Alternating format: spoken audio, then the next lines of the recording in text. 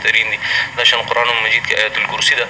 دغه شانتې یو روایت راته رایاد شو د حضرت کعب الاحبار رضی الله تعالی عنه چې د باره کې څوک وایي دا صحابي دی، څوک وایي دا تابعي دی. نو هغه یو روایت نقل کوي چې یاره ما یا بل یو څوک و چې هغه نبي کریم صلی الله علیه وسلم ته وفرمایل چې یا رسول الله زه یو دم یم، تاسو دې ته غوږ کېدی چې دا څنګه دی؟